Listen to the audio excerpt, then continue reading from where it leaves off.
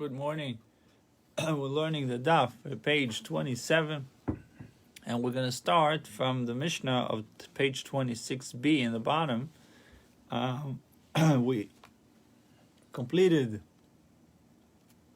the chapter of the second chapter, which is Oisin Pasin, and we start we're starting chapter 3.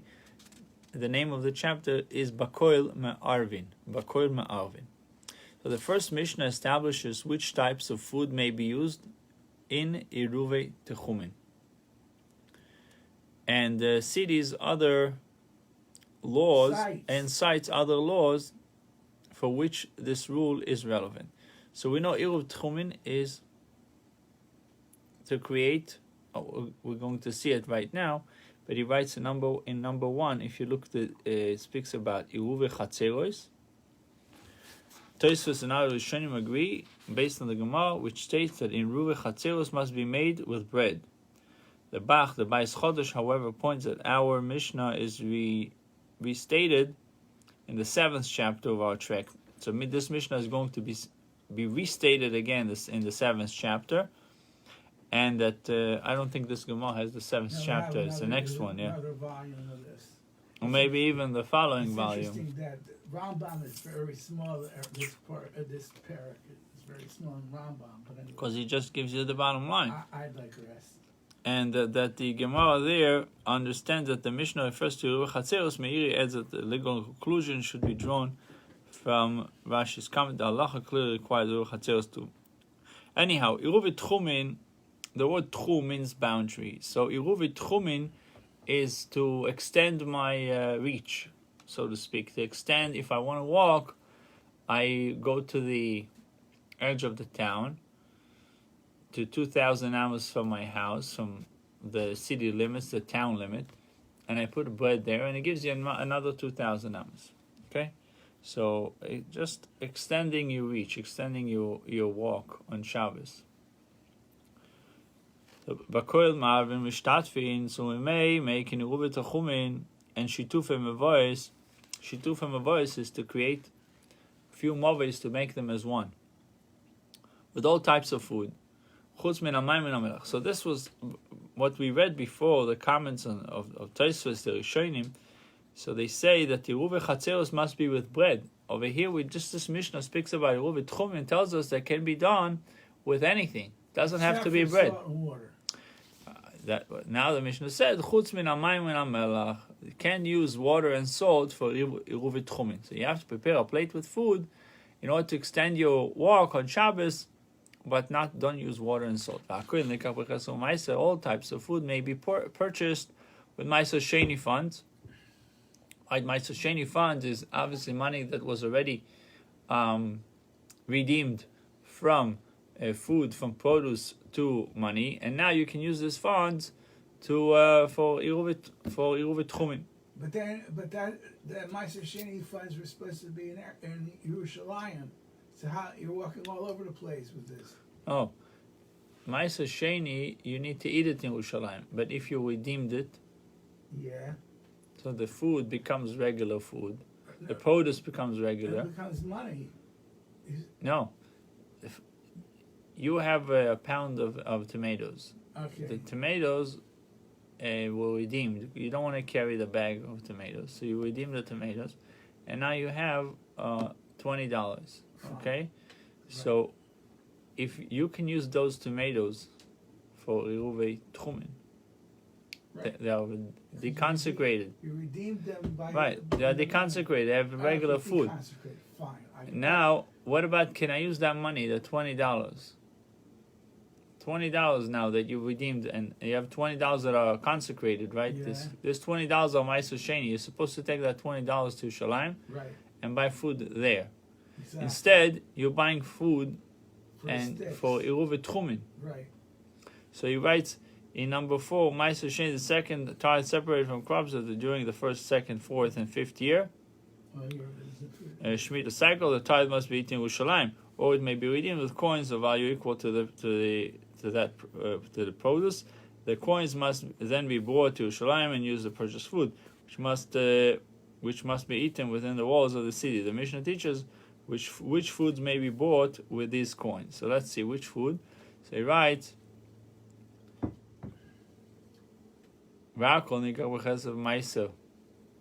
on all types of food may be purchased with Meiser Sheni funds. Oh, so it doesn't tell you to use the money of Meiser Sheni for Eruvin Tchumin.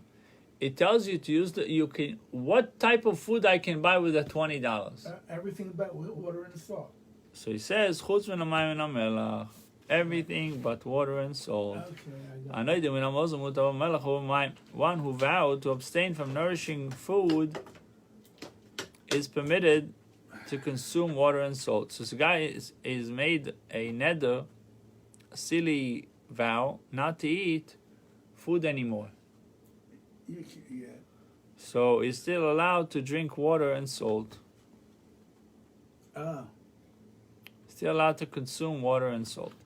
The Mishnah rules that some foods may be used in an Eruv, even though the owner of the Eruv is forbidden to eat them. So if you made this neder not to eat food anymore, and now you put in Eruvin Tchumin food that you're not allowed to eat. Yeah. It's part of your neder, but you prepare the plate, Eruvin Tchumin, you put it there, and you cannot eat it. Yeah. He said you can still do it, even though the owner of the Eruv is forbidden to eat. We may make an Eruv for a Nazir with wine, or for Yisrael with Teruma. So it's just sitting there as a way so you can go walk the 2,000 We may make an Eruv for a Nazir with wine, even though he can't drink it. And the Truma that you Or can't eat 'cause Truma. you're not Cohen. Right. Sumchus Emer B'chulin.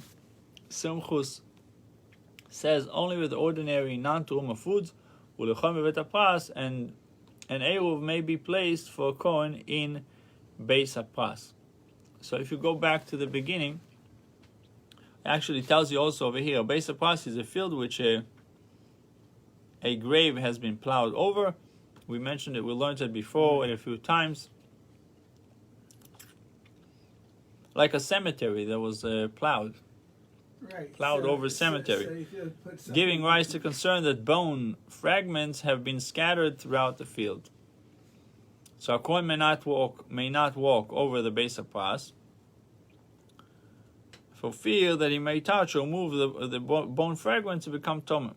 On the biblical level, one may rely on the knowledge that the plow rarely reaches as deep as the grave, leaving the bones intact in all probability. They're supposed to be 6 feet down. And you're not going to plow. Since an Eruvin Tchumin establishes one's Shabbos resident and therefore must be accessible to its user, it would seem that a Kohen's Eruv placed in a Beis HaPras would be invalid. So a Kohen puts the Eruv in Beis HaPras in this plowed cemetery, plowed graves. How can he reach it? He can't reach it, so it's invalid to put it there for a Kohen. Yeah. So what does Sumchus tells us? Only with ordinary non-Teruma foods that you're allowed to use for the Eruv Tchumin. Ulechon bebeis HaPras, and an Eruv may be placed for a Kohen in Beis HaPras. He says you're allowed to do it in Beis HaPras. Rabbi Yehuda says that Eruvin Tchumin may be placed even between the graves. If that's the place where you decide to put it, you're allowed to. Why? Going to 27a1, so it says because the Kohen can make a partition between himself and the grave and go and eat. He can create a partition. We see it till this very day. People make a walkway for Kohanim, so Kohen can figure out some kind of a partition that he can make and be able to eat it. So therefore, we should be allowed to do it, even between the cemeteries, between the graves. When my brother-in-law, who's a Cohen, his mother died, so they had the roads, and then you have. I made the pathway, yeah. And so he was able to. Rabbi Yochanan said we cannot learn and extract categorical rulings from general rules because the rules were sometimes taught without listing their exceptions. So you can't, per se, learn from rules, from general rules. So afilu makom shene'emar b'chutz, and even where the rule concludes by saying except, that is, specific exceptions are enumerated, still we cannot assume that no other exceptions exist. The Gemara now establishes that Rabbi Yochanan's statement was made in another context, even though it applies to our Mishnah.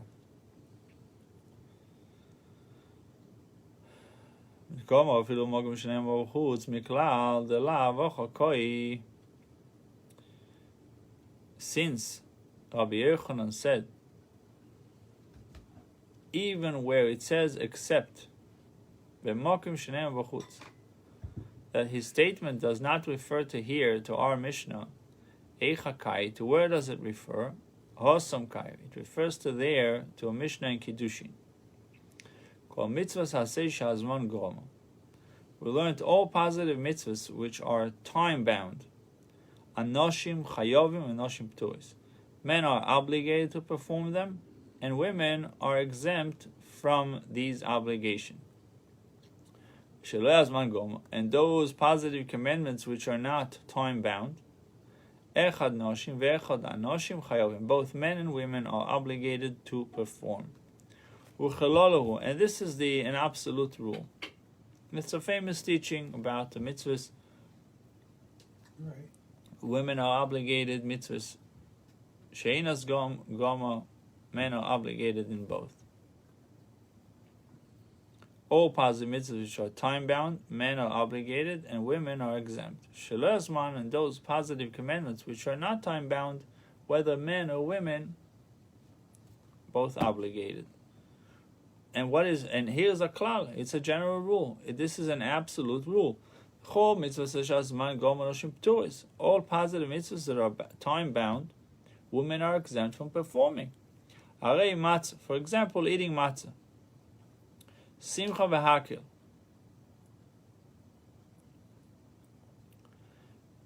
There are the positive mitzvahs of matzah which we are commanded to eat on the first night of Pesach.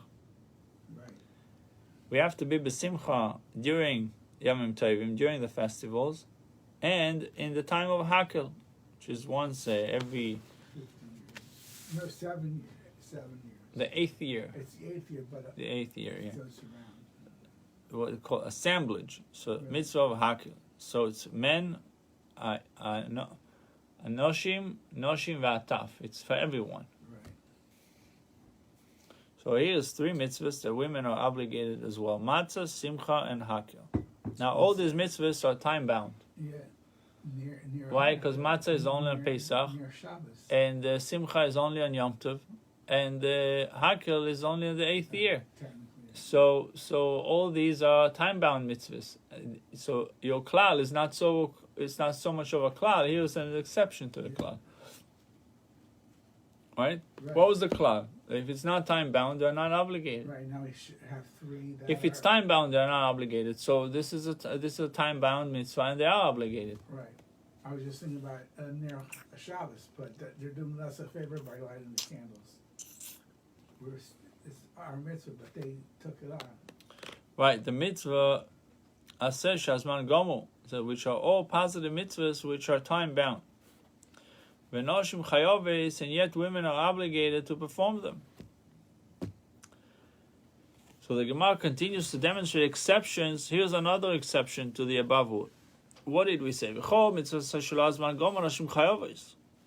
it is true that all positive mitzvahs which are not time bound, women are obligated to in their performance. Here's an example of a mitzvah that is not time bound, and women are obligated or not obligated. Let's see. Here's a mitzvah that it's not time bound, and women are not obligated. For example, there are positive mitzvahs of Torah study, mitzvah of purvu, being fruitful and multiplying, and redeeming a firstborn son. All these are mitzvahs aseh shelo yazman gam. They are not bound time mitzvah. V'noshim pturis. What did we say? That all the mitzvahs that are not time bound, women are obligated, just like men. Here's an example, 3 examples. Learning Torah, Pirya Uvia, and Pidyon Haben, that women are not obligated, even though it's not a time-bound mitzvah. Oh, no, what wasn't a time. The reverse. That they don't have to do. Okay, got it. It's like weakening the klal. You said a klal. Here's the 6 examples now. 3 on each side. Okay, cool. We cannot learn categorical rulings from general rules. That's the first statement of the Gemara, what Rabbi Yochanan says. You cannot learn these rulings from general rules. Why? Because the rules were sometimes taught without listing their exceptions. And even where the rule states afterwards, except excluding specific cases, we cannot assume that no other exceptions exist. Maybe there are more exceptions. We also learned in this mission. There's another rule.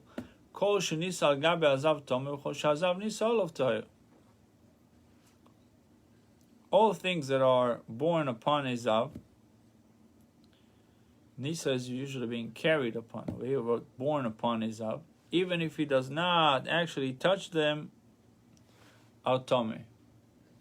To give you an example, in 11, this is a method of tumah peculiar to zav. I guess unique to a zav. Yeah. Peculiar. Yeah. Unique. Yeah. Oh well. Okay. Exclusive to him. Yeah. Everything has shades. Yeah. Right. No, but it seems like that's what he's implying here. Yeah. It's to that negate to this one, but not to the other. And zava nida and women who has given birth. Other obvious tuma who bear objects without touching. Other contaminated. But a zav renders the object rishon the tumah as if they had been touched by him. This type of tumah is generally referred to elyon shel zav, over a zav. What is over a zav? And it is derived by excerpts from Leviticus 5:15-10 as to how this method differs from hesed. This type of tumah should not be confused with masa, carrying. The latter refers to a person who is toher, who carries certain obvious tumah, while the former refers to the reverse situation, Izah, who carries objects which are toher.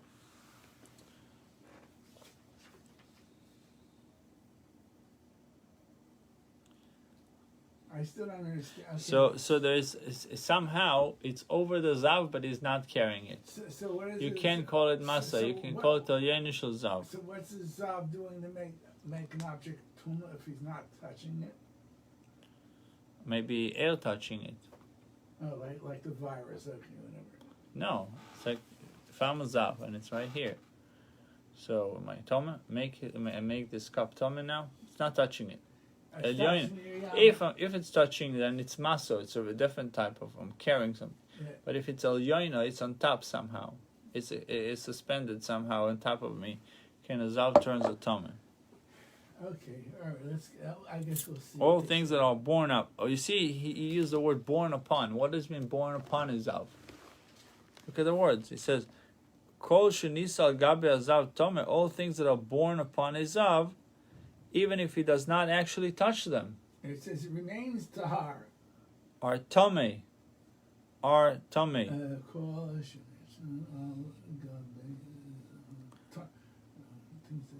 are born upon a zav, even if he did not tame.